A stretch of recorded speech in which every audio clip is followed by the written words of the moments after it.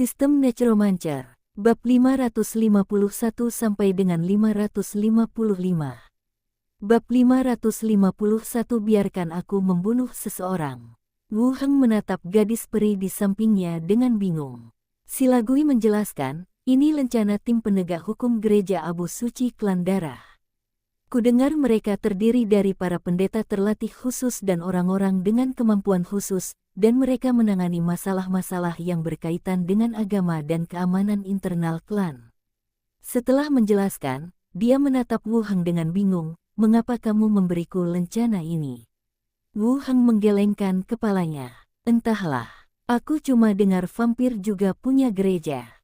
Wu Heng berusaha keras menerima dunia ini, tetapi dia masih belum mengerti banyak. Sama seperti nama-nama orang di dunia ini, nama-nama rumit yang tidak dapat Anda ingat bahkan jika Anda mengucapkannya 2 atau 3 kali.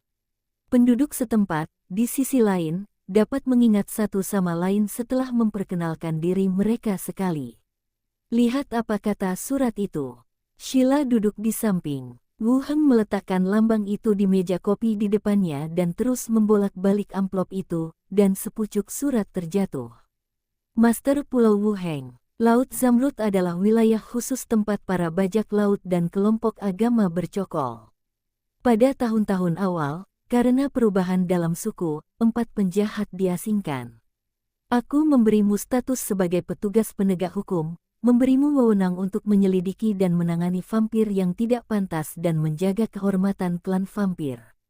Anda dapat menyelidikinya dan melaporkannya, atau membunuhnya secara langsung. Surat itu disertai peta lokasi pengasingan di Laut Zamrud. Selidiki segelnya dan jika ada tanda-tanda kerusakan, Anda dapat bertindak sebagai tim penegak hukum untuk menjatuhkan hukuman. Semoga kepedulian dan kepercayaanku tersampaikan kepadamu melalui tulisan. Wu Heng mengerutkan kening saat dia selesai membaca. Lalu dia menyerahkannya pada Silagui dan berkata, biar kutunjukkan padamu. Aku tidak bisa membacanya, ini ditulis untukmu. Silagui ragu-ragu. Ini bukan surat cinta, tidak ada rahasia. Setelah mendengar apa yang dikatakannya, Silagui pun menjadi penasaran dengan isi surat itu. Saya mengambilnya dan melihat isi di atas. Wu Heng mengambil peta lain dengan 4 lokasi yang ditandai di atasnya. Menurut yang tertulis dalam surat tersebut, keempat tempat tersebut merupakan lokasi pengasingan. Salah satu dari mereka terbunuh sendiri, dan Lilith ingin dia memeriksa 3 lainnya. Setelah membacanya, Silagui mengembalikan surat itu kepadanya dan bertanya, apakah kamu dan Kepala Lilith pernah saling kenal sebelumnya? Aku tidak kenal dia. Wu Heng menjelaskan, saat kami pertama kali menjadi wakil di Aken, aku memecahkan kasus pesta darah di kapal kargo. Aku takut akan pembalasan dari Ordo Rahasia, jadi aku menulis surat kepada Lilith dan menceritakannya. Ketika Wu Heng berada di kota Lentam, dia memiliki beberapa kontak dengan Lilith. Saat itu karena aku menemukan cangkir darah, barang langka milik klan vampir, dan menyerahkannya melalui Slater. Setelah tiba di Treasure Island, dia terlalu jauh dari Slater, jadi dia menulis surat sendiri untuk melaporkan pesta darah itu. Tujuannya juga agar Lilith menimbulkan masalah bagi Ordo Rahasia. Silagui tidak bertanya lebih lanjut, tetapi mengerutkan kening dan berpikir sejenak, dia memberimu identitas penegak hukum ini, tampaknya agar dia bisa memeriksa tempat-tempat lain di mana para penjahat diasingkan. Ya, Wu Heng mengangguk. Apakah kamu ingin pergi dan melihat-lihat? Wu Heng berpikir sejenak, sebaiknya kita lihat ke dalam Laut Zamrud. Jika para vampir yang diasingkan ini benar-benar melarikan diri, kita mungkin akan mendapat masalah yang lebih besar. Silagui juga mengangguk setuju. Sekarang pergilah dan periksa apakah ada masalah. Pihak lain masih ada di peti mati. Begitu mereka benar-benar dilepaskan, atau melarikan diri karena suatu alasan, tidak akan mudah lagi untuk menangani mereka. Saya akan membuat beberapa pengaturan dan pergi ke laut untuk melihatnya, kata Silagui. Baiklah. Wu Heng menyimpan surat dan peta itu, lalu melanjutkan, ambilkan aku kertas dan pena. Aku akan menulis surat dan mengirimkannya kembali. Si Yali membawa kertas dan pena, dan Wu Heng menulis pesan sopan untuk berterima kasih kepada pihak lain atas kepercayaannya. Kemudian, dia meminta informasi tentang aksesori lain dari 100 Soldiers Set. Lilith adalah pemimpin para pembisik dan berada di markas besar asosiasi, jadi dia pasti tahu tentang hal semacam ini. Itu seperti mengumpulkan sejumlah bunga di muka. Medali dan identitas tidak dapat melakukan segalanya untuk Anda. Kenapa kamu tidak berlatih menulis tanganmu? Silagui mengerutkan kening. Setiap orang punya gayanya masing-masing. Gayamu sama sekali tidak terlihat seperti seorang penyihir. Wu Heng memasukkan surat itu ke dalam amplop. Si Yali mengambilnya dan membawanya ke meja resepsionis. Wu Heng lalu menatap Silagui dan berkata, "Kalau begitu lain kali, ajari aku menulis. Aku lihat tulisan tangan para elfmu sangat indah." Silagui menatapnya dengan curiga dan berkata, "Mari kita tunggu sampai kita punya waktu." Selesai membicarakan masalah itu, Wu Heng tidak tinggal lama di perkumpulan.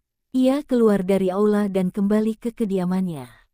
Ketika kami kembali ke rumah pemilik pulau, hari sudah hampir tengah hari. Para pembantu menyiapkan makan siang. Wu Heng duduk di ruang tamu, memikirkan tim penegak hukum dan masalah pemeriksaan ketiga orang buangan itu. Dilihat dari seberapa terkejutnya Silagui, seharusnya merupakan hal yang relatif langka bagi seorang manusia untuk ditunjuk menjadi anggota tim penegak hukum vampir. Sebenarnya, jika Anda memikirkannya dengan cermat, Anda dapat memahami alasannya. Tim penegak hukum memiliki wewenang untuk menegakkan hukum dan menangkap penjahat yang membunuh vampir. Hak semacam ini bukan masalah kecil bagi ras apapun. Wu Heng adalah orang asing, jadi meskipun dia telah melakukan sesuatu yang bermanfaat bagi klan darah sebelumnya, dia tidak seharusnya diangkat. Ada juga masalah pengecekan Laut Zamrud dan pengasingan. Mengapa tidak membiarkan tim penegak hukum vampir datang dan menyapa kami terlebih dahulu dan menemani kami sebentar? Wu Heng berpikir cepat dalam benaknya dan menyipitkan matanya sedikit.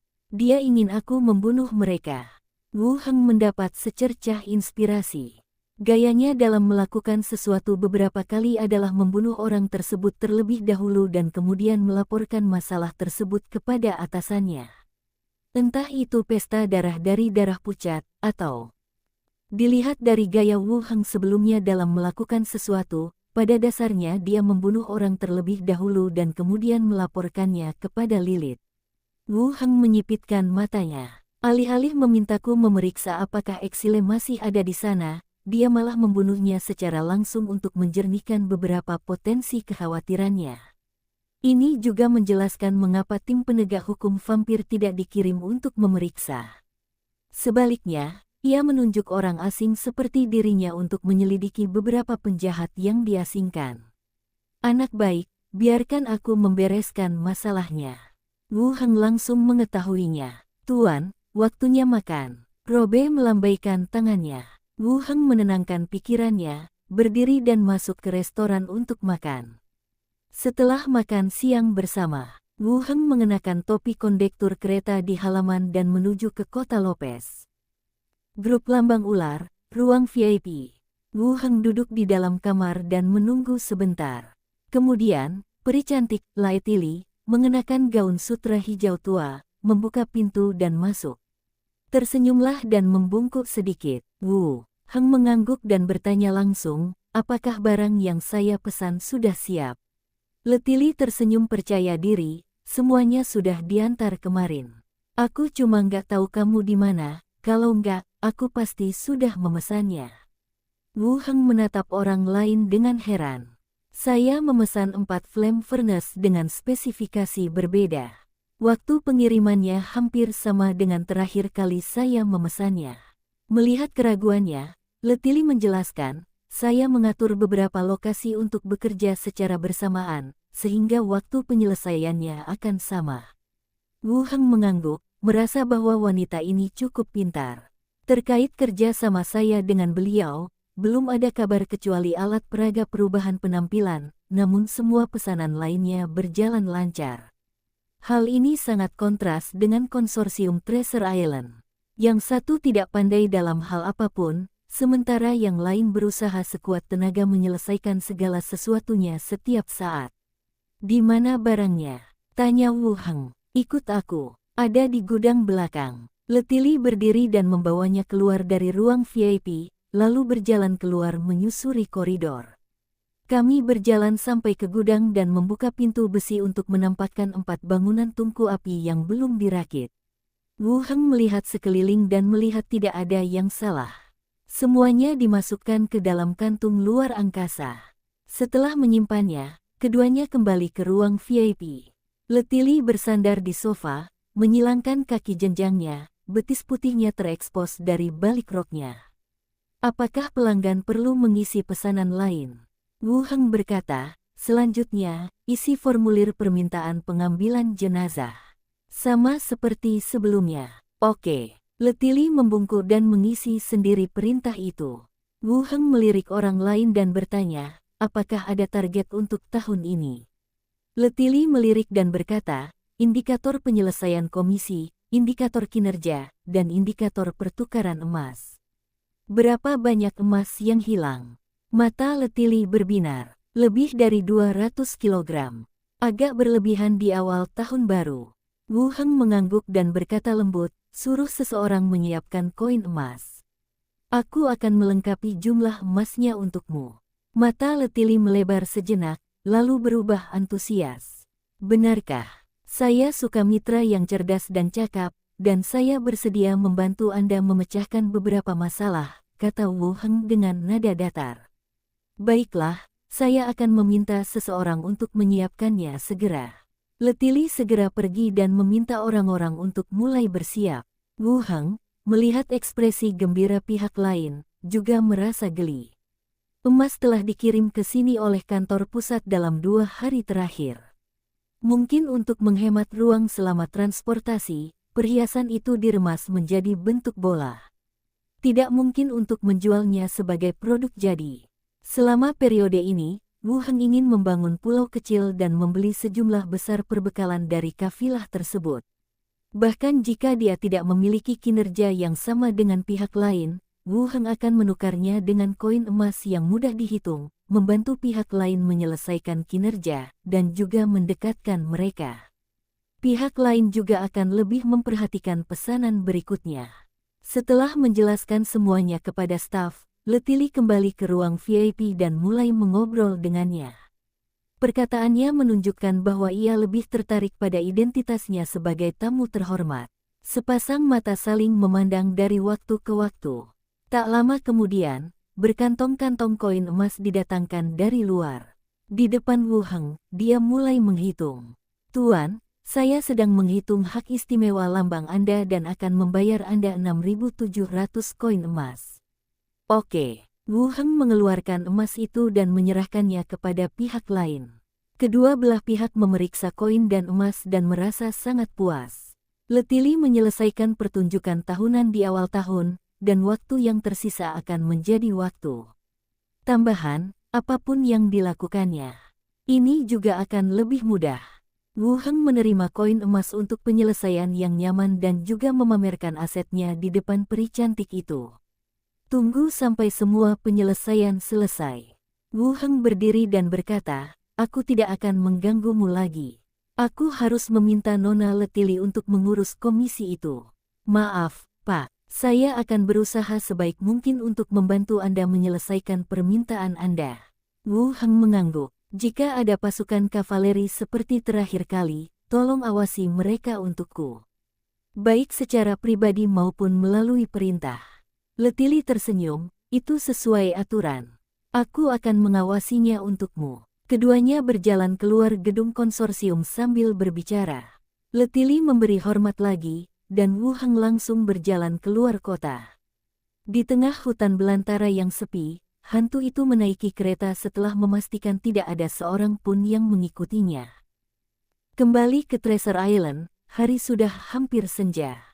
Wu Heng kembali ke rumah pemilik pulau dan mengambil semua kerangka yang berhubungan dengan listrik, mekanik, dan kerangka berkepala besar yang telah bersiaga selama beberapa hari dan pergi ke pembangkit listrik yang dibangun. Bangunan di sini adalah tempat yang telah dipersiapkan sebelumnya. Ada tembok halaman setinggi 3 meter dan gudang di dalam halaman.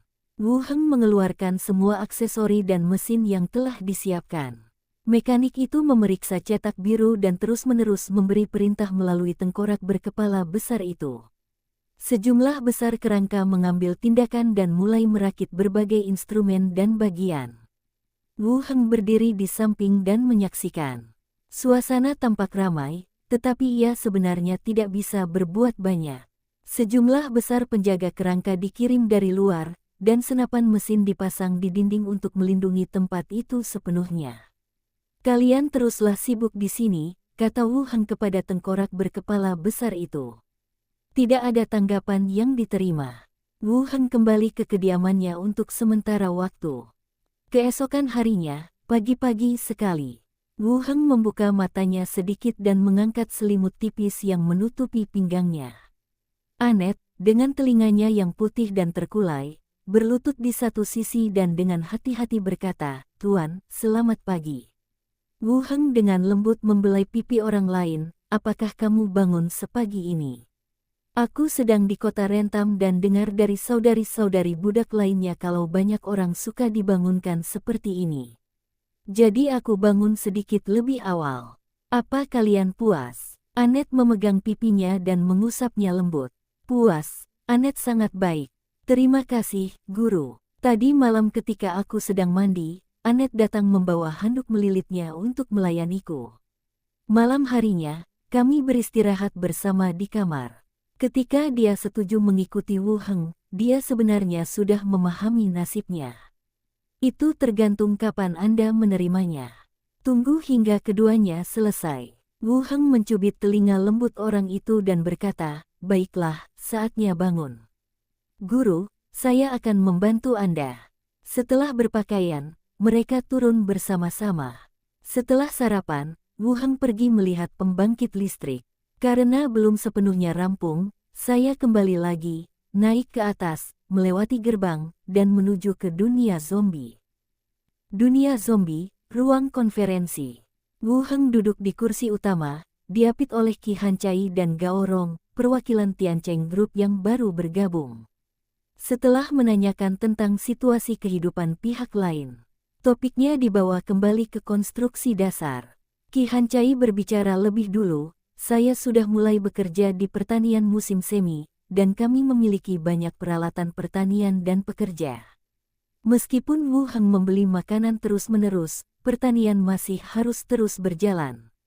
Untuk menghindari beberapa kecelakaan yang dapat menyebabkan dunia lain tidak dapat membeli makanan, dan dunia zombie kelaparan lagi. Ada banyak lahan dan berbagai kendaraan pertanian terkait. Ada juga kerangka yang cukup untuk melakukan pertanian dalam skala besar." Wu Heng masih ingat ramuan peri kayu, yang dapat mempercepat pertumbuhan tanaman, dan dapat menggunakannya ketika saatnya tiba. Setelah Qi Hancai selesai berbicara, tibalah giliran Gao Rong yang mengenakan jas. Gao Rong berkata, "Kami menyarankan untuk memulai dengan industri militer, termasuk meningkatkan rantai produksi peluru, pembuatan senjata api dan senjata, dan melanjutkan produksi di industri ringan. Pakaian dan selimut mungkin tampak cukup, tetapi hanya akan bertahan selama 3 hingga 5 tahun sebelum dihilangkan sepenuhnya. Kita harus menyelesaikan produksi independen sebelum itu." Wu Heng mengangguk, apa yang dikatakan pihak lain adalah apa yang dia pikirkan. "Baiklah, mari kita persiapkan seperti yang kamu katakan. Selain industri militer, kami memiliki beberapa kotak gambar elektronik untuk industri ringan lainnya. Kotak-kotak ini sebelumnya dirancang untuk pelanggan.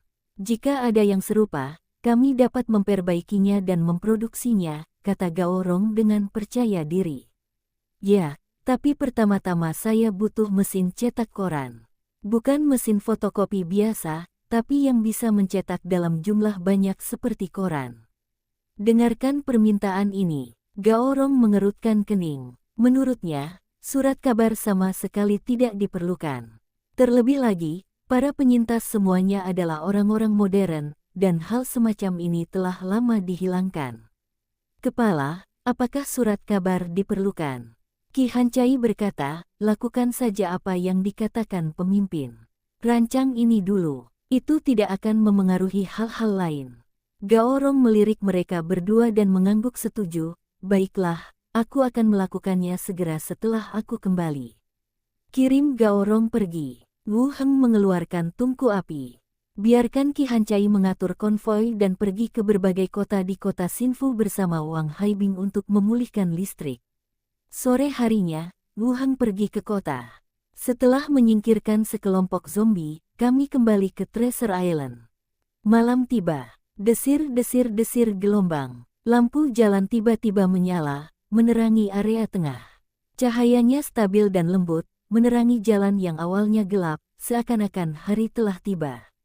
Setelah menyelidiki situasi dengan saksama, penduduk di kedua sisi dengan hati-hati berjalan keluar dari rumah mereka, menatap sumber cahaya di atas kepala mereka dengan ketidakpercayaan dan keterkejutan di wajah mereka. Bab 552 Raja Tua meninggal. Kupikir hari sudah fajar. Alat peraga pencahayaan baru. Kamu benar-benar memasang sesuatu seperti ini di luar. Mereka sudah memasang tiang-tiang ini akhir-akhir ini. Saya pikir mereka akan memasang beberapa bendera, tapi ternyata mereka hanya melakukannya. Berapa banyak hal baru yang dimiliki pemilik pulau baru ini. Kacang goreng, irisan susu kuda, ikan kering, bir, sampahnya. Orang-orang yang berkumpul di luar secara bertahap tertarik oleh lampu dan berkumpul bersama. Sejumlah besar kerangka mulai berpatroli, memaksa beberapa orang yang memanjat dengan gelisah untuk meluncur turun dengan patuh. Semua orang penasaran dengan efek cahaya tersebut, dan juga terkejut bahwa Treasure Island benar-benar meninggalkan benda semacam ini di luar untuk digunakan orang lain. Alat peraga yang dapat memberikan pencahayaan bukanlah hal baru. Namun jumlahnya tetap langka dan hanya dapat digunakan oleh beberapa orang berkuasa. Perwakilan karavan yang tinggal di rumah besar di area pusat sedang menganalisis jenis alat peraga sulap dan pengembangan Treasure Island di masa depan. Kediaman Deacon, jendela lantai 2. Silagui mengenakan gaun tidur longgar dan berdiri di depan jendela sambil memandang jalan terang di luar. Pada titik ini, saya pun mengerti tujuan didirikannya tiang-tiang di jalan. Sungguh tak terduga, kota Raja Peri dulunya tidak sehebat sekarang. Si Yali datang dari belakang dan mendesah pelan. Silagui melirik adiknya dan berkata, jika kamu melihatnya mengebom ratusan kapal bajak laut dan mungkin menerangi jalan, kamu tidak akan terkejut. Tahukah kamu bahwa dia memasang alat peraga semacam ini di area pusat? Si Yali bertanya-tanya. Entahlah, dia pemilik pulau dan tak perlu memberitahu saya soal pembangunan pulau itu, jawab Silagui tenang. Si Yali tersenyum dan merangkul bahu adiknya. Kalau kamu nggak jagain dia baik-baik, apa yang bakal terjadi kalau ada orang lain yang nembak dia duluan? Kurasa kau harus kembali dan mencari pria untuk dinikahi. Silagui menepis lengan orang itu. Sejujurnya, kurasa dia sudah lebih dari level 12. Ditunjuk sebagai penguasa pulau oleh asosiasi di usia ini saja sudah merupakan kejeniusan yang langka di antara manusia. Lagi pula, seiring bertambahnya level, umurnya juga bertambah. Hanya saja, dia tidak akan setampan dulu saat tua nanti, gumam si Yali dalam hati.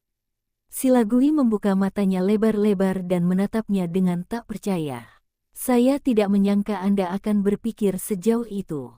Dia benar-benar bermaksud menyerahkannya kepada Wu Heng. Si Yali memperhatikan tatapan orang lain dan bertanya, kenapa kau menatapku? Kalau kau tidak berinisiatif, apa yang akan terjadi kalau ada orang lain yang melihatmu nanti? Apa kau masih bisa seperti budak-budak kecilnya itu dan menjadi pelayan yang menemaninya? Serius, kamu baru kenal dia beberapa hari. Si Yali mengangkat bahu, aku tak bisa menahannya. Aku hanya punya satu saudari sepertimu yang bisa menunjukkan belas kasihanmu yang menyelamatkan hidupku. Serahkan dirimu padanya, apa yang kau inginkan dariku? Kau bersedia? Kalau begitu, datanglah dan menangislah padaku. Aku tak tahan denganmu. Silagui terdiam sejenak, lalu berbalik, mengambil baju zirahnya dan mengenakannya. Apa yang kamu lakukan tengah malam? Tanya si Yali. Saya tidak bisa mengobrol dengan Anda saat saya sedang berpatroli, kata si Lagui. Aku ikut denganmu. Di luar sepertinya cukup ramai. Si Yali juga mengenakan baju sirahnya. Kedua lelaki itu berjalan keluar rumah sambil berbisik-bisik satu sama lain. Keesokan harinya, Beacon Street. Sang penyair berdiri di atas kotak kayu di jalan, memegang sebuah pemberitahuan di satu tangan dan berbicara dengan keras. Lampu jalan di area pusat telah resmi selesai. Lampu-lampu ini dapat menerangi jalan, memperlancar arus lalu lintas, memudahkan patroli malam, dan mengurangi risiko kejahatan di malam hari. Semua orang berbicara dengan suara pelan, dan ternyata benda itu disebut lampu jalan. Namanya sederhana dan mudah diingat. Sang penyair terus berbicara dengan keras. Lampu jalan ini bukan hanya untuk para bangsawan di area pusat. Pemilik pulau telah berjanji untuk memasangnya secara bertahap di jalan Laitos dan area permukiman lainnya. Dengan begitu, semua warga akan merasakan kemudahan penggunaan benda ajaib ini. Pada saat yang sama, patroli akan diintensifkan di pulau tersebut untuk mencegah potensi insiden kekerasan. Siapapun yang mencoba membahayakan nyawa dan harta benda penduduk pulau akan menjadi sasaran penangkapan dan eksekusi oleh para penjaga. Poin ketiga adalah pembangunan pulau dan patroli untuk memastikan keselamatan pelayaran. Treasure Island akan membentuk armada pengawal untuk mengawal semua karavan pedagang yang menuju Treasure Island, menciptakan lingkungan bisnis yang kondusif bagi karavan pedagang dari seluruh dunia.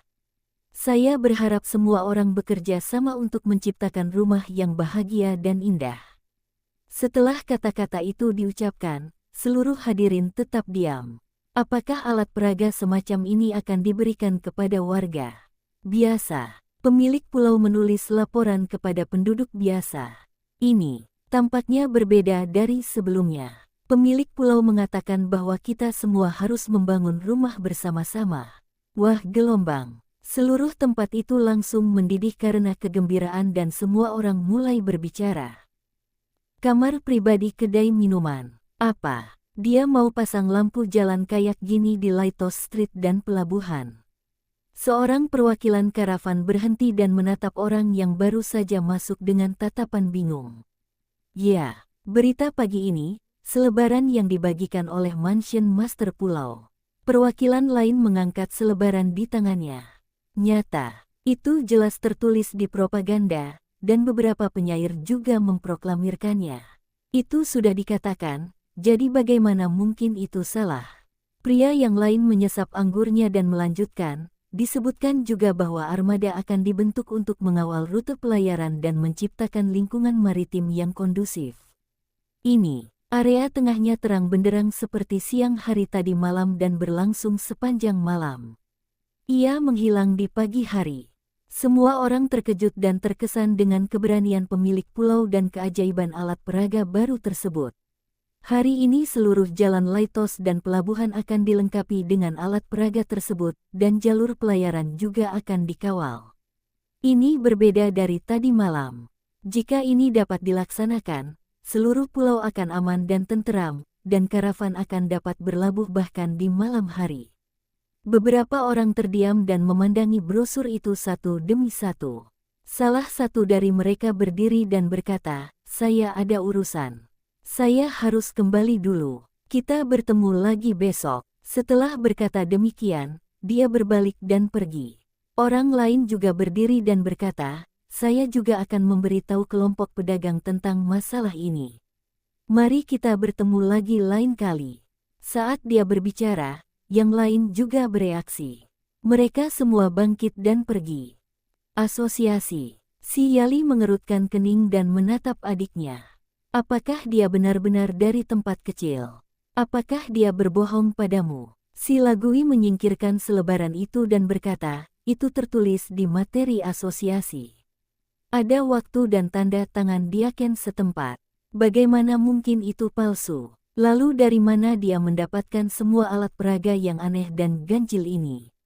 Si Lagui tiba-tiba teringat, dia bilang benda-benda ini milik kampung halamannya, dan dia datang ke sini karena beberapa keadaan yang tak terduga. Si Yali duduk di samping, menopang dagunya dengan tangan dan berpikir sejenak, kalau begitu, dia pasti seorang bangsawan kerajaan. Nada bicaranya dan keberanian bicaranya tidak seperti orang biasa. Aku optimis padanya. Si Lagui melotot padanya, lalu mengambil brosur itu dan membacanya lagi. Rumah pemilik pulau. Pemberitahuannya dikirimkan pagi-pagi sekali. Wu Heng menyaksikan ketenarannya tumbuh secara bertahap. Reputasi, level 18, 9117 per 48.000. Sejak lampu jalan menyala tadi malam, reputasi Wu Heng berangsur-angsur meningkat, dan telah meningkat menjadi lebih dari 9.100 pada siang hari ini. Reputasinya telah meningkat hampir 2.000 poin, dan masih meningkat perlahan-lahan. Di seluruh Treasure Island, semua penduduk pulau tahu bahwa mereka telah menjadi pemilik pulau itu.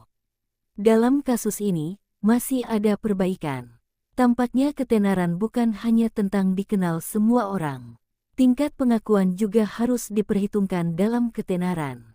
Ini juga merupakan hal yang baik untuk Wu Heng.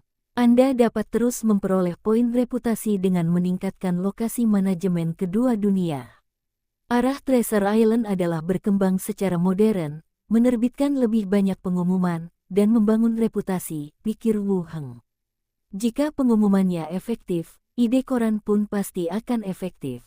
Saat dijual, harganya tidak boleh terlalu tinggi dan harus terjangkau bagi semua orang. Kontennya tidak boleh terlalu membosankan. Konten tersebut sebaiknya mempromosikan Treasure Island dan situasi Anda sendiri. Sebaiknya juga komik dan novel yang diserialkan agar mereka mau membelinya. One Piece nggak bakal berhasil. Mereka semua kayak Yuri. Bakal susah jadi bajak laut setelah nonton mereka. Nanti aku tanya Mini dan yang lainnya, manga apa yang mereka suka. Saat itu, koran akan dikirim ke berbagai tempat melalui karavan. Saya yakin reputasi saya tidak akan meningkat sama sekali. Jika kamu tidak mempercayainya, reputasimu tidak akan memenuhi standar dan kamu tidak akan bisa menjadi pahlawan. Setelah Wu Heng memikirkannya, dia berdiri dan berjalan keluar ruangan. Mini, Wu Heng turun ke bawah dan memanggil dengan lembut. Di halaman, Mini dan dua pelayan lainnya sedang memberi makan naga terbang di dalam kandang besi. Naga terbang yang semula terluka parah kini telah pulih dan berat badannya tampak bertambah 2 ukuran lebih besar dari sebelumnya. Makanan di rumah pemilik pulau itu benar-benar. Anda bisa membuat mereka gemuk dengan memberi mereka makan apa saja. Mini menyerahkan mangkuk makan naga kepada Anet, menyekat tangannya, dan berlari cepat. Tuan, apakah Anda ingin makan sesuatu? Tidak, dan aku tidak bisa makan terus-menerus. Wu Heng duduk dan berkata, aku berencana mendirikan surat kabar. Menurutmu, lebih baik menerbitkan komik atau novel saja. Apa itu koran? Mata Mini terbelalak. Itu surat kabar yang didistribusikan ke publik. Surat kabar ini melaporkan peristiwa atau situasi di berbagai negara. Di salah satu sudutnya, terdapat komik strip atau novel. Mini merenung sejenak dan berbisik, Tuan, halaman komik berisi dialog dan cerita memakan banyak ruang. Saya rasa novel lebih cocok. Oh, Mini benar. Serialisasi cerita juga harus koheren dan mempunyai kualitas cerita tertentu. Meskipun komik sangat ekspresif, gambar dan dialognya tidak cukup untuk dimuat di sudut koran. Anda tidak bisa begitu saja memotong satu halaman buku komik dan mengirimkannya, itu bukan sebuah cerita. Apa yang kamu katakan masuk akal, Wu Heng setuju. Mini tersenyum dan berkata, begitulah perasaanku. Cocok atau tidaknya tergantung padamu. Soal novel, menurutmu novel jenis apa yang cocok untuk pasar saat ini? Tanya Wu Heng lagi. Mini belum pernah membaca novel apapun dari dunia modern. Polanya sebagian besar berupa kartun, dan Mini juga belajar sendiri beberapa karakter Cina agar dia bisa memahaminya. Tetapi novel agak sulit, karena penuh dengan kata-kata yang padat dan sulit dipahami. Mini mengerutkan kening dan berpikir sejenak. Perempuan suka membaca tentang pangeran dan putri, atau kisah cinta antar bangsawan. Kisah petualangan tim-tim kecil yang diterbitkan oleh asosiasi juga cukup populer. Ini mirip dengan novel modern. Pasar wanita menyukai romansa, sementara pasar pria menyukai gairah dan petualangan. Wu Heng mengangguk, aku mengerti. Aku akan memilih satu nanti. Keduanya mengobrol tentang surat kabar itu sejenak. Minnie keluar dan melanjutkan memberi makan naga itu bersama yang lain. Wu Heng mengambil kerangka itu dan pergi ke pembangkit listrik untuk memeriksa situasinya. Seluruh pembangkit listrik itu seperti benteng yang dilindungi. Ada kerangka yang menjaga tembok, dan mereka dilengkapi dengan senapan dan senapan mesin. Di dalam rumah sakit, ada kerangka-kerangka yang terlatih dan ahli yang menjalankan seluruh pembangkit listrik. Sebenarnya pembangkit listrik tidak perlu dijaga dengan cara ini. Namun dunia ini berbeda. Pembangkit listrik adalah hal baru. Jika tidak dikendalikan, akan selalu ada orang-orang pintar dan penasaran yang datang untuk membuat masalah. Sama seperti tadi malam, banyak orang tertangkap memanjat tiang telepon untuk melihat mengapa tiang itu bersinar. Setelah dipastikan tidak ada masalah dan dapat berjalan sepenuhnya. Kembali ke tempat tinggal. Hari sudah siang ketika Wu Heng kembali ke istana.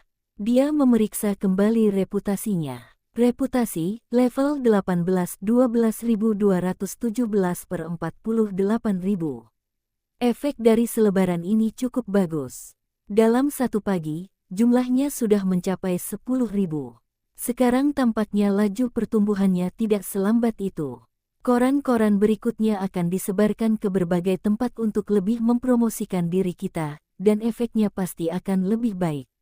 Wu Heng mengerutkan kening dan berpikir. Minnie turun dari lantai atas, Guru, di ruang radio, Suster Wen Manxia telah membalas pesan Anda.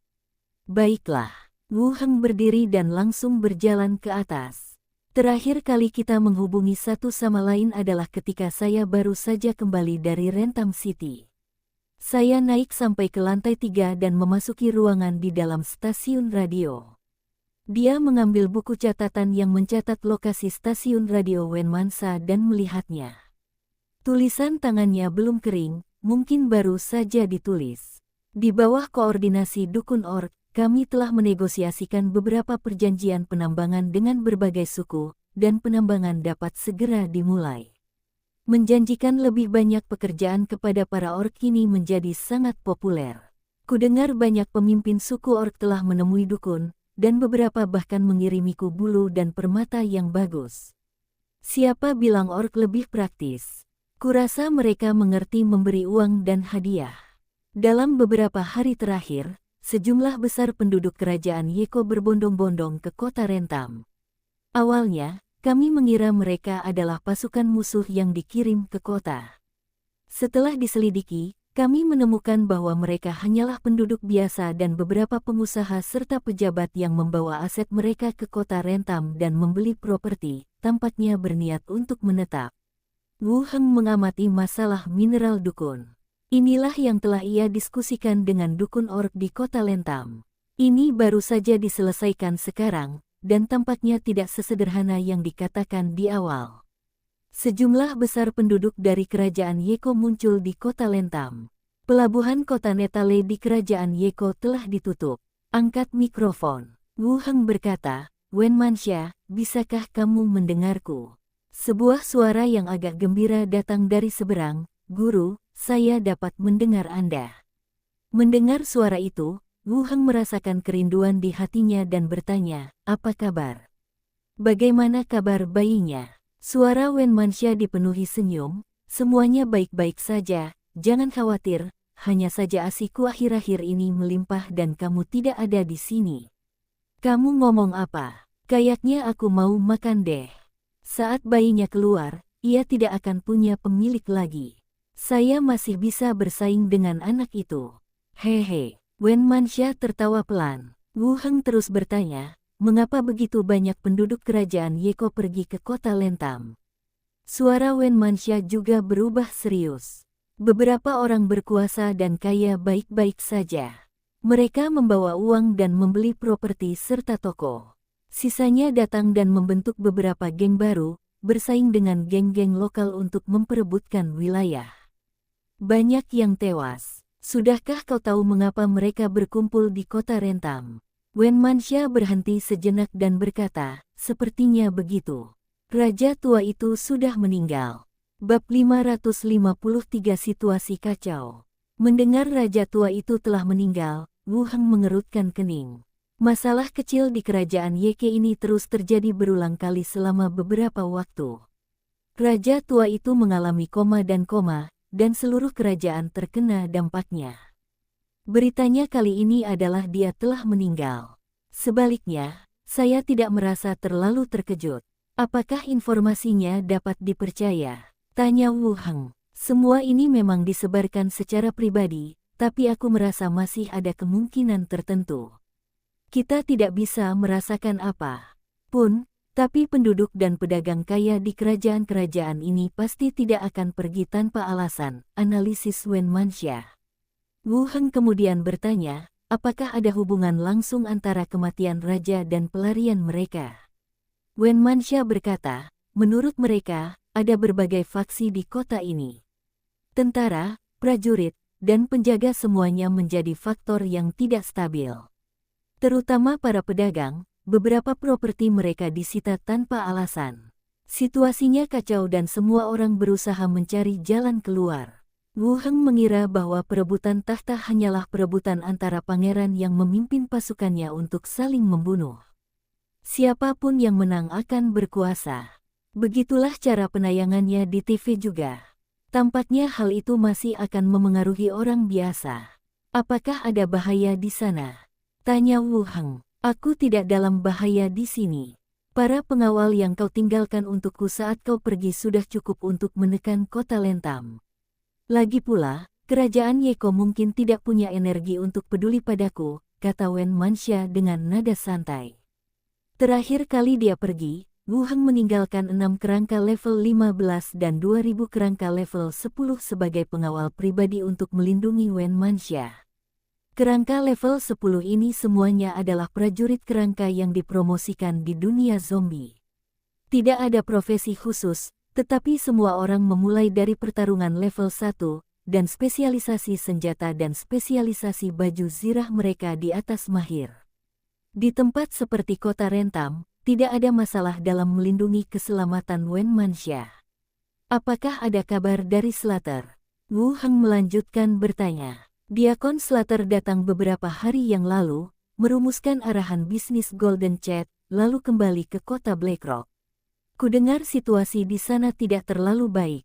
Dia juga menemukan berita tentang sebuah aliran sesat yang berkhotbah dan sedang menyelidikinya, jawab Wen Manxia. Bahkan di tempat kecil seperti Blackrock Town, ada aliran sesat. Saya khawatir kerajaan Yeke bahkan tidak memiliki penjaga patroli lagi. Hati-hati. Kalau kau dalam bahaya, pergilah bersembunyi di asosiasi dan aku akan menjemputmu. Oke, kota Rentam masih relatif aman. Aku akan menjaga diriku sendiri meskipun ada bahaya, kata Wen Manxia, lalu bertanya, apakah Mini dan Weir baik-baik saja? Apakah kalian merindukanku? Semuanya baik-baik saja. Mereka juga bilang kalau kamu tidak ada yang memberi mereka uang saku, canda Wu Heng. Saya kan sudah jadi pembantu pemilik pulau, mana mungkin saya kekurangan uang sebanyak ini. Siapa yang akan mengeluh karena punya terlalu banyak uang? Nada bicara Wen Manxia menjadi lebih lembut. Apakah kamu akan kembali saat bayinya akan lahir? Ayo kita kembali dan beri nama bayinya bersama. Oke, Wen Manxia tersenyum. Sekian untuk saat ini. Kalau ada bahaya, pergilah ke asosiasi. Keselamatan adalah prioritas utama. Tidak apa-apa kalau kota ini hancur. Aku tahu. Akhiri panggilan dan tutup telepon. Bersandar di tepi meja, memikirkan berita yang disampaikan Wen Manxia kepadanya. Dikombinasikan dengan informasi yang telah saya kumpulkan selama periode ini, kemungkinan kematian raja tua itu sangat tinggi. Sebenarnya, ketika saya mendengar kabar kematiannya, saya tidak terkejut sama sekali. Saya hanya merasa dia akhirnya meninggal. Seperti apa kerajaan Yeko tidak ada hubungannya dengan dia. Sekalipun terjadi perang saudara, Treasure Island tidak akan terpengaruh. Banyak geng baru datang ke kota Rentam. Kita juga harus mengawasi Laut Zamrud. Mungkin akan ada lebih banyak bajak laut yang muncul. Aku memikirkannya cepat dalam benakku. Buka pintunya, turun ke bawah, dan makan malam bersama pembantu. Di dalam ruang pelatihan, Wu Heng menatap para pelayan yang sedang berlatih dan melambaikan tangan, "Kemarilah." Keempat pelayan itu menghentikan apa yang sedang mereka lakukan dan berjalan cepat. Terutama gadis kelinci bertelinga panjang itu, yang memegang perisai di satu tangan dan pedang di tangan lainnya. Saat ia berjalan, senjata dan baju sirahnya berbenturan dan berdentang. Pemilik, beberapa orang memberi hormat. Wu Heng mengeluarkan pedang instruktur langka itu dan berkata, "Ini pedang langka yang dapat membantu pengguna dalam latihan. Jika kau ingin berlatih pedang, kau bisa menggunakannya sendiri. Saat menggunakannya, jangan melawan rasa dikendalikannya tubuhmu. Kecuali Mini sang petinju, profesi lain juga dapat menggunakan pedang panjang. Bahkan seorang penjaga hutan memiliki kemungkinan melakukan pertempuran jarak dekat. Adapun Wu Heng, ilmu pedangnya kini telah mencapai tingkat mahir, tetapi ia belum mencapai tingkat master. Sekarang karena kesempatan untuk pelatihan semakin sedikit, saya akan mengeluarkan barang-barang langka dan siapapun yang punya waktu dapat menggunakannya." "Terima kasih, Guru." Beberapa orang mengungkapkan rasa terima kasihnya. Enfiel sangat gembira mengetahui khasiat benda ajaib ini. Annette dan Robbie juga merasa baru dan gembira karena mereka dapat menggunakan benda-benda aneh untuk berlatih. Beberapa orang bergantian mencobanya. Saya naik ke atas untuk beristirahat pada malam hari. Keesokan harinya, dunia zombie. Di dalam ruang konferensi, Wu Heng duduk di kursi utama, sementara Qi Hancai dan Gao Rong duduk di kedua sisi meja konferensi. Qi Hancai berkata langsung, "Ada dua hal yang ingin saya sampaikan. Pertama, kabar dari kota Xinfu telah sampai, Wang Haibing telah menyelesaikan pemulihan listrik. Dua kota lainnya akan dialiri listrik setelah jaringan listrik diperiksa dan dipastikan bebas masalah. Hal kedua adalah terakhir kali seseorang melaporkan para penyintas di pangkalan. Mereka dilaporkan karena menjarah persediaan dan membunuh orang. Suster Yahong menggunakan patung tanah liat untuk memeriksanya dan memastikan bahwa insiden ini memang terjadi. Situasinya cukup serius. Total ada 4 orang. Suster Yahong langsung mengeksekusi mereka.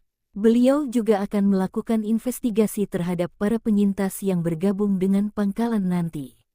Patung tanah liat kebenaran merupakan benda langka Sincerity Claydol. Lakukan kontak mata dengan boneka tanah liat dan ia akan menjawab pertanyaan nyata. Barang langka ini saya dapatkan dari inspektur asosiasi. Saya tidak pernah berani menggunakannya di dunia lain, karena takut menimbulkan masalah.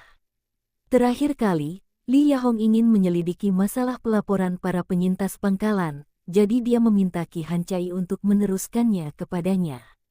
Sekarang akhirnya ada hasilnya. Terlebih lagi, Li Yahong memperlihatkan keberanian yang belum pernah terlihat sebelumnya dan langsung mengeksekusi pria itu. Kita serahkan patung tanah liat itu padanya. Pendatang baru di pangkalan akan diperiksa secara berkala, dan mereka yang kondisinya kritis akan dievakuasi, kata Wu Heng langsung. Saya mengerti. Saya sudah mengatakan semua yang ingin saya katakan, kata Qi Hancai. Gao Rong berdeham dan melanjutkan, yang ingin saya katakan, mengenai peralatan cetak koran, kami telah memeriksa arsip elektronik yang kami bawa. Sebelumnya, kami telah memberikan peralatan yang sesuai kepada sebuah pabrik percetakan di kota. Kami bisa datang dan memeriksa kondisi mesin-mesinnya. Kalaupun ada beberapa kerusakan, itu akan lebih cepat daripada memperbaikinya. Di mana pabrik percetakan yang Anda sebutkan? Tanya Wu Heng. Di sebelah utara, ada jalan komersial untuk perusahaan periklanan, tepat di belakang pabrik. Gao Rong mengeluarkan peta dan menunjuknya dengan kasar. Bab 554 mengubah nama bukanlah ide yang bagus. Wu Heng melirik waktu. Sekarang jam 9 pagi, jadi ada banyak waktu. Ada lagi. Gao Rong berkata, ada. Juga masalah rantai produksi senjata. Kami membutuhkan beberapa senjata untuk memastikan spesifikasi dan ukurannya. Kami punya cetak biru senjata. Kalau butuh apa-apa, minta Qi Hancai buatkan salinan cadangannya untukmu. Baiklah, kalau begitu aku baik-baik saja. Gao Rong menutup buku di atas meja. Wu Heng mengangguk dan berkata, Qi Hancai, siapkan konvoi. Ayo kita pergi ke pabrik percetakan yang disebutkan Gao Rong. Ya, Qi Hancai mengeluarkan walkie-talkie dan mulai menjelaskan tugasnya. Para penyintas di luar mulai memuat mobil dan membuat persiapan. Tak lama kemudian, konvoi dan kerangka dikumpulkan. Wu Heng dan Qi Hancai sedang mengendarai truk. Gao Rong naik mobil berikutnya dan pergi ke pabrik percetakan di Sibei. Di atas truk, Wu Heng bertanya, bagaimana perasaanmu terhadap orang-orang dari Tiancheng Group? Selama pertemuan tersebut, Gao Rong juga melaporkan masalah seperti biasa. Tetapi dia tidak selalu ada di sana, jadi dia masih harus bertanya pada Qi Hancai bagaimana perasaannya tentang beberapa hal. Qi Hancai berpikir sejenak dan berkata, bukan masalah. Orang-orang ini jarang berinteraksi dengan orang lain. Mereka sibuk dengan urusan masing-masing dan hanya keluar untuk makan siang. Setelah beberapa saat, aku ingin mengatur beberapa murid kerangka untuk mempelajari beberapa teknik. Qi Hancai melirik ke samping dan bertanya, apakah itu akan menyebabkan penolakan? Sebaiknya Anda menghubungi mereka terlebih dahulu dan memperkenalkan beberapa contoh orang lain yang mengajari skeleton cara melakukan pekerjaan mereka. Sekalipun skeleton belajar, mereka tidak akan menggantikan mereka, kata Wu Heng. Baiklah, aku akan mengantar Gao Rong ke tukang listrik setelah kita kembali. Ya, Wu Heng mengangguk. Qi Hancai melanjutkan, setiap hari, ada penyintas dari seluruh dunia yang datang ke stasiun radio kami untuk berbicara. Suasananya sangat berisik. Wu Heng mengangkat alisnya, apa yang kalian perdebatkan? Mereka meminta kami pergi ke kota mereka untuk membasmi zombie. Banyak dari mereka bahkan merekomendasikan titik-titik sumber daya lokal yang penting, dan mereka tidak sabar menunggu kami segera pergi ke sana.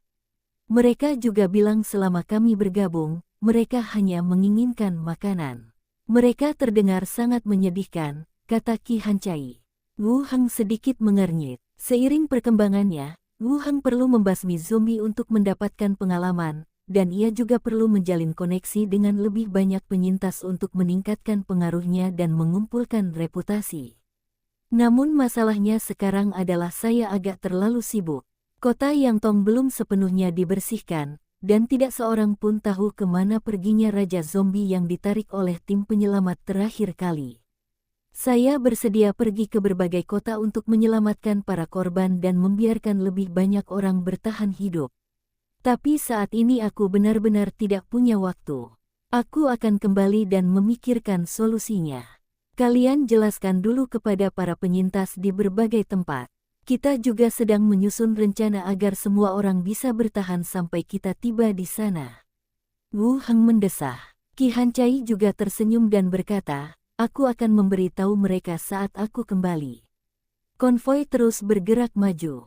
Tak lama kemudian, mereka pun mendekati area tempat mereka berada, dan mobil terdepan pun mengirimkan kabar bahwa ada segerombolan zombie yang berkeliaran. Klang-klang gelombang. Pintu percetakan didorong terbuka. Mengaum gelombang. Di pabrik yang gelap, suara gemuruh mayat terdengar, dan beberapa zombie bergegas keluar dari pabrik.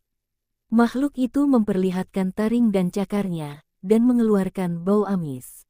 Kepulan-kepulan gelombang. Begitu zombie itu mendekati pintu, ia ditikam ke tanah oleh tombak. Tombak itu menusuk berkali-kali dan membunuh para zombie yang menyerbu. Kemudian, Wu Heng membawa kerangka itu ke pabrik dan melihat-lihat. Dinding pabrik penuh dengan bekas tangan berdarah, dan lantainya juga penuh dengan noda darah. Di bagian tengah, terlihat 3 mesin cetak. Setelah membersihkan noda darah, Anda dapat melihat samar-samar mesin cetak model GC6180. Seluruh mesin tidak sebesar yang dibayangkan. Panjangnya sekitar 4 meter dan lebarnya lebih dari 2 meter. Rantai pemandu di belakang sedikit lebih panjang, sekitar 4 atau 5 meter panjangnya. Setelah memastikan tidak ada bahaya, Wu Heng mengeluarkan interkom dan berkata, "Qi Hancai, bawa Gaorong ke sini." Menerima. Terdengar langkah kaki, dan Qi Hancai datang bersama Gaorong. Dia mengerutkan kening dan melirik situasi di ruangan itu, lalu berkata, "Bagaimana kalau kita periksa mesinnya?" "Baiklah." Gaorong masuk dengan cepat dan mulai memeriksa. Setelah beberapa saat, dia kembali. Mengatakan, "Tidak masalah, kita perlu mendebuknya saat kita kembali." Wu Heng mengangguk dan berkata pada kerangka di sampingnya, "Lepaskan skrup pengencang." Kerangka itu melangkah maju, dan Gaorong mundur 2 langkah untuk memberi ruang. Kerangka itu melepas semua skrup yang menghubungkan mesin ke tanah. Wu Heng kemudian melambaikan tangannya dan langsung mengumpulkan ketiga mesin tersebut. Gaorong terkejut karena mesin itu tiba-tiba hilang. Tepat saat aku hendak bereaksi, aku melihat Qi Hancai tampak tenang, seolah tidak terjadi apa-apa. Dia memaksa dirinya untuk mengendalikan ekspresinya, tetapi tanpa sadar mengambil setengah langkah mundur. Kemampuan baru. Pemimpin pangkalan kota Xinfu ini memiliki lebih dari sekadar kemampuan mengendalikan kerangka. Kekuatan super memang ajaib. Setelah semua mesin telah disimpan, Wu Heng membawa beberapa orang dan pergi memeriksa gudang lainnya. Pintu gudang terbuka, memperlihatkan gudang penuh kertas dan tinta. Perjalanan ini tidak sia-sia. Benda-benda ini cukup untuk saya gunakan untuk sementara waktu. Setelah menyimpannya juga, konvoi mulai kembali ke pabrik amunisi. Mesin tersebut diserahkan kepada Gaorong untuk didibak dan dibersihkan. Dia kemudian melewati gerbang dan kembali ke Treasure Island. Makan malam. Wu Heng menyeka mulutnya, menatap Underweyer, dan berkata, "Weyer, aku berencana mendirikan kantor surat kabar dan mencetak surat kabar dalam beberapa hari ke depan. Kau bisa pergi ke balai kota untuk mengurus beberapa konten yang akan diterbitkan dan memberikannya kepadaku ketika saatnya tiba." "Aku dengar dari Mini soal koran itu. Konten apa yang kamu butuhkan?" tanya Envier ragu. "Kebijakan dan arahan pembangunan yang akan diumumkan pulau ini, bukankah terakhir kali mereka mengatakan akan mengubah pajak dan menjual rumah? Catat semuanya, lalu pergi ke asosiasi untuk menyalin beberapa buku panduan tahun ini. Mari kita kirim satu dulu untuk melihat hasilnya," kata Wu Heng sambil berpikir. "Baiklah, aku akan bersiap-siap saat aku kembali." Selesai membicarakan masalah itu, beberapa orang berkumpul dan mengobrol sebentar. Kemudian mereka kembali ke kamar masing-masing untuk beristirahat. Kembali ke ruang belajar, Wu Heng berdiri di depan rak buku, menatap buku-buku di atasnya. Selain beberapa buku keterampilan, ada juga novel dan komik yang dikumpulkan.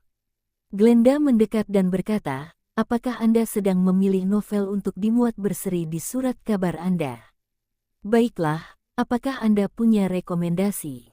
tanya Wu Heng. Hobi Glenda adalah membaca. Di seluruh rak buku, kecuali buku-buku keterampilan, dia pada dasarnya adalah orang yang membaca semua bahan bacaan lainnya. Selain itu, karena mahir dalam tulisan dan bahasa kedua dunia, tidak ada batasan dalam membaca. "Aku ingat novel detektif yang kubaca beberapa waktu lalu cukup bagus." Glenda mengaitkan jarinya dengan ringan. Dan sebuah koleksi lengkap karya detektif Sherlock Holmes terbang keluar dan melayang di depan mereka berdua. Wu Heng mengangkat alisnya. Ia tidak menyangka Glenda akan merekomendasikan buku ini. Glenda melanjutkan, "Nama dan latarnya lebih cocok untuk tempat ini, dan beberapa kasus yang dideskripsikan cukup menarik, tetapi masih perlu beberapa revisi agar lebih menyerupai karya yang berlatar di dunia ini." "Mengubah apa?" "Nama-nama tempat, deskripsi beberapa hal, banyak hal yang tidak ada di dunia kita. Yang terpenting adalah citra tokoh utamanya. Akan lebih baik jika diubah menjadi Wu Heng."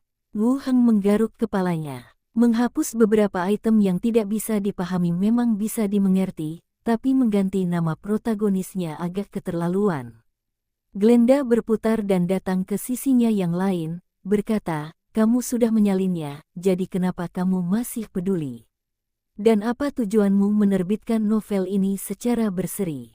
Kamu tidak bisa hanya ingin menempati tempat di koran, kan? Jika koran benar-benar bisa menyebar seperti yang kamu rencanakan, dan protagonis novelnya adalah kamu, ketenaranmu juga akan meningkat. Apa kamu masih ingin menjadi pahlawan? Wu Heng mengerutkan kening. Xiao Xiao mengangguk setuju. Bibi, apa yang Bibi katakan masuk akal. PR-nya disalin. Akan lebih aneh lagi kalau Bibi tidak mengganti nama Bibi. Dahi. Wu Heng menatap Xiao Xiao lagi. Sudut analisisnya sangat unik, namun beberapa orang tidak tahu bagaimana menjawabnya. Tujuan awal meninggalkan bagian novel di surat kabar adalah untuk meningkatkan penjualan. Bagaimanapun, novel berseri masih cukup menarik. Namun, menurut Granda, ia ingin membuat serial cerita pribadi Wu Heng. Setelah menjadi buku terlaris, ketenarannya sendiri pasti akan meningkat. Ciptakan citra seorang detektif yang teliti.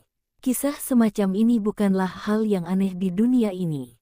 Asosiasi ini mendukung profesional level 18 dan akan mendistribusikan jenis konten cerita ini ke berbagai tempat. Kisah-kisah tersebut sebagian besar diceritakan melalui tema petualangan dan persatuan. Wu Heng tiba-tiba menjadi ragu-ragu. Apa yang dikatakan Granda masuk akal. Setelah cerita disalin, cerita itu harus disebarkan sesuai kepentingan terbaik seseorang. Tapi aku selalu merasa ingin mengganti nama tokoh utama dengan namaku sendiri. Beberapa orang terlalu tidak tahu malu. Jangan khawatir, aku akan merevisinya nanti malam, dan kamu bisa melihatnya nanti. Melihatnya ragu-ragu, Glenda berkata terus terang. Anda ingin mengubahnya. Saya sudah menulis beberapa karya sebelumnya, jangan khawatir. Tidak ada masalah, kata Glenda dengan percaya diri. Wu Heng mengangguk, kalau begitu aku serahkan padamu. Bagus. Kedua jiwa itu berbincang sejenak. Glenda kembali ke mejanya dan mulai menulis ulang novel, sementara Xiao Xiao terbang ke samping untuk bermain game di tabletnya. Wu Heng kembali ke kamar tidurnya untuk beristirahat. Keesokan harinya, pagi, Wu Heng duduk di ruang tamu, memperhatikan para kerangka mendirikan beberapa lampu taman di halaman. Xiao Xiao yang tadinya berkeliaran di luar, terbang kembali. Dia berkata dengan tergesa-gesa, Paman, aku melihat Bibi berlengan 6.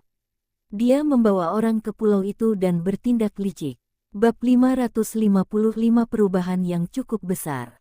Bibi dengan 6 lengan, Macintosh. 6 lengan merupakan ciri khas suku Bevila. Satu-satunya bibi yang dikenali Xiao Xiao adalah Macintosh, pemimpin Old Barrel Tavern. Surat yang saya tulis kepada pihak lain beberapa waktu lalu ada di sini sekarang. Coba kulihat. Wu Heng melambaikan tangan. Xiao Xiao berputar di atas kepalanya selama setengah lingkaran dan kemudian langsung masuk ke tubuhnya. Lalu, gambaran itu dibagikan dari pikiranku. Perspektif awal adalah melihat ke bawah ke seluruh pelabuhan dari udara. Dalam kondisi clairvoyance, setiap orang memiliki tingkat cahaya yang berbeda pada tubuh mereka, yang mewakili level mereka. Tak lama kemudian, pandangan Xiao Xiao tertuju pada sekelompok orang. Pemimpinnya berada pada level 15, mengenakan tudung dan jubah longgar, dan diikuti oleh 3 orang, yang semuanya mendekati level 10. Setelah tim tiba di pulau itu, mereka melihat-lihat. Lalu kami pergi ke Barrel Tavern lama, yang sekarang disebut Golden Cell Tavern. Memasuki pub dan memesan kamar pribadi. Langsung naik ke atas. Di ruang pribadi terpisah, beberapa orang melepas tudung mereka untuk memperlihatkan wajah asli mereka. Ketika Xiao Xiao mengenali identitas orang lain, jadi dia langsung terbang kembali untuk mencari tahu sendiri. Itu benar-benar dia. Dia begitu berani sampai datang langsung ke pulau itu, gumam Wu Heng. Dia melepaskan Xiao Xiao lagi dan membiarkannya hanyut. Itu dia. Aku bilang dia berpura-pura mati dan melarikan diri. Lihat, ternyata benar. Saat itu, seseorang yang diduga Macintosh meninggalkan pulau itu pada malam hari dan membuat penemuan kecil. Kali ini, dia tertangkap basah begitu tiba di pulau itu. Aku akan membunuhnya dengan mempertaruhkan nyawanya. Xiao Xiao sungguh hebat. Wu Heng mengikutinya dengan pujian. Kepala kecilnya sedikit terangkat, lengannya terlipat, dan dia tampak sedikit bangga. Wu Heng berpikir sejenak dan menyapa Mini. Naik kereta dan pergi ke asosiasi Jinfan Tavern, di ruangan pribadi. Macintosh duduk di meja dan menggunakan kekuatan kenabiannya untuk merasakan beberapa objek. Dia meletakkan barang-barang itu satu demi satu di sampingnya. Tok-tok gelombang. Terdengar ketukan di pintu dan 3 sosok berjalan masuk dengan cepat. Seseorang berkata, "Ketua, kami dengar pemilik Pulau Harta Karun adalah wakil Diakon Wu Heng. Dia menggunakan senjata jenis baru untuk membunuh semua bajak laut di Laut Zamrud. Sekarang tidak ada bajak laut di Laut Zamrud." Orang lain menambahkan, "Saya pergi ke Black Crow's Nest Tavern. Mereka jauh lebih jujur di sana daripada saat kami di sana. Saya dengar geng itu sudah bubar dan mereka hanya menjalankan bisnis seperti biasa. Mereka bahkan tidak menjual halusinogen lagi. Lampu jalan juga ada di area pusat. Lampu-lampu itu tampak sama di malam hari seperti di siang hari. Lampu-lampu ini baru dikembangkan oleh asosiasi dan akan digunakan di Lighthouse Street dan area permukiman lainnya di masa mendatang." Wu Heng ini, apa latar belakangnya? Dia bahkan lebih berlebihan daripada saat Imilo ada di sini. Beberapa orang berbicara satu sama lain dan saling menceritakan secara kasar informasi yang mereka temukan. Seluruh Pulau Harta Karun telah mengalami perubahan luar biasa sejak mereka pergi. Ini hanya tinggal beberapa bulan lagi. Perubahannya agak terlalu besar. Macintosh mendengarkan sejenak, lalu melambaikan tangannya agar semuanya diam dan berkata, "Apakah Anda mendengar sesuatu tentang acara besar atau perekrutan baru-baru ini?" Seseorang berkata, "Saya dengar beberapa waktu lalu, seorang ahli nujum datang ke pulau ini. Butuh beberapa hari untuk menangkap dan membunuhnya. Dia pasti seorang ahli nujum tingkat tinggi. Balai kota sedang merekrut pegawai dan petugas patroli. Mereka hanya menginginkan penduduk asli pulau. Kudengar gajinya cukup tinggi." Macintosh memutar matanya sedikit. Tampaknya pihak lain menulis surat kepadanya dan membantunya mengumpulkan intelijen. "Ayo makan dulu, lalu kita pergi ke pusat kota di malam hari untuk melihat efek dari lampu jalan itu." "Bagus." Mereka bertiga setuju dan mulai makan. Baru makan 2 gigitan, terdengar ketukan lain di pintu. Ekspresi beberapa orang membeku dan mereka langsung menjadi waspada. Macintosh segera mengenakan kap mesinnya dan salah satu dari mereka membukakan pintu. Pemimpin tim asosiasi, Kavina, berdiri di pintu, matanya mengamati orang-orang. Di ruangan sebelum akhirnya tertuju pada Macintosh. Berkata, "Nyonya Macintosh, pemilik Pulau Wu Heng meminta Anda untuk pergi ke asosiasi." Ekspresi semua orang di ruangan itu berubah. Mereka tidak pernah menduga bahwa pihak lain sudah mengarahkan pandangan mereka pada mereka. Apakah informasi tentang Treasure Island cukup lengkap? Lalu mengapa membawa mereka kembali? "Kalian tetap di kedai," perintah Macintosh kepada anak buahnya, lalu melihat ke arah pintu. "Ayo, aku ikut. Silakan lewat sini." Keretanya sudah diparkir di depan pintu. Kavina memberi jalan dan Macintosh langsung keluar. Naik kereta dan bergegas ke asosiasi. Asosiasi, ruang pertemuan. Pendingin ruangan mengeluarkan angin sejuk, membuat Macintosh berseru, "Kalian punya kehidupan yang cukup baik." Beberapa barang kecil. Wu Heng menyeduh 2 cangkir teh dan menyerahkan satu padanya. "Kapan kamu tahu aku ada di pulau itu?" Macintosh mengambil gelas air dan meletakkannya di atas meja. Tepat setelah turun dari kapal.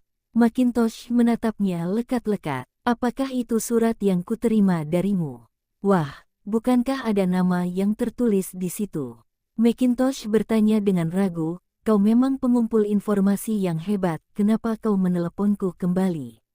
Apa kau sedang menggodaku?" Wu Heng mengangkat alisnya, tidak menyangka pihak lain akan menanyakan pertanyaan ini terlebih dahulu. Xiao Xiao menemukannya hari ini, yang merupakan kasus khusus.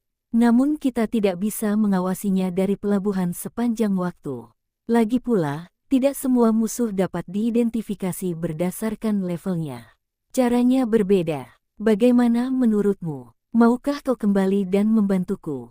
Tanya Wu Heng langsung. Apa yang harus saya lakukan? Apa yang bisa saya dapatkan?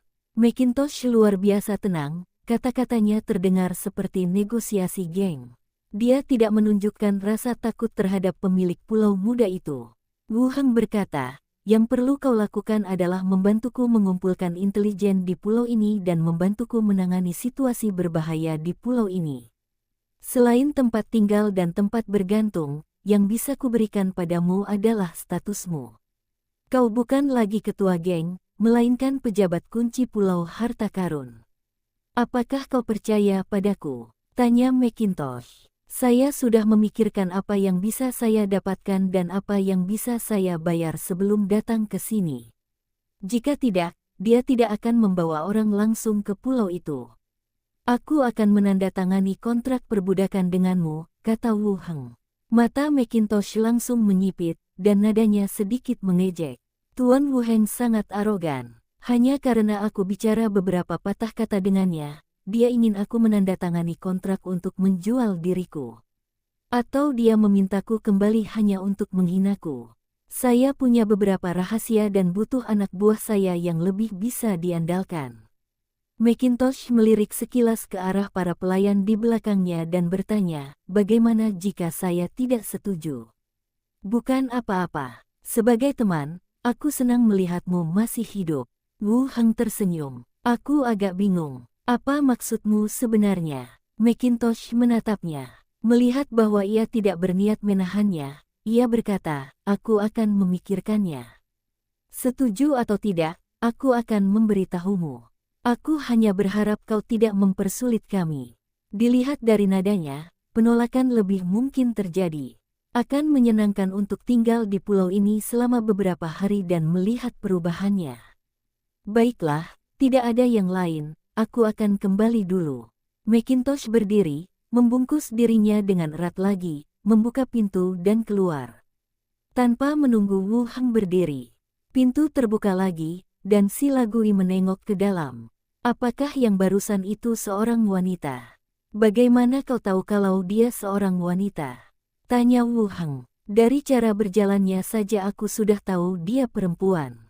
Setelah berkata begitu, dia menatapnya dengan bingung. Apa yang kau lakukan di ruang rapat? Ini yang saya tanyakan. Ada perasaan ketahuan melakukan sesuatu yang buruk. Wu Heng berkata, itu tadi Macintosh. Apa kau tidak melihatnya? Macintosh. Dia sudah kembali. Apa yang dia lakukan di sini? Sheila masuk dan menutup pintu ruang konferensi. Aku ingin dia bergabung dengan Treasure Island dan terus mengumpulkan informasi untuk kita, kata Wu Heng langsung. Si Lagui mengerutkan kening.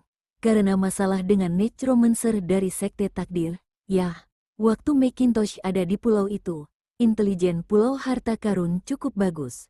Kalau dia bisa kembali membantu kita, akan lebih mudah menemukan orang-orang berbahaya yang muncul di pulau itu lain kali. Wu Heng mengungkapkan pikirannya. Sebenarnya tidak perlu menjelaskan hal semacam ini kepada si Lagui. Namun, keduanya bertanggung jawab atas keamanan Treasure Island, dan dalam banyak pertempuran, tim asosiasi lebih efektif dalam pertempuran. Lebih baik juga menjelaskannya dengan jelas kepada pihak lain. Si Lagui duduk dan merenung sejenak, merasa agak curiga. Dia punya hubungan kuat dengan para bajak laut. Apa dia tidak takut membocorkan informasi kita?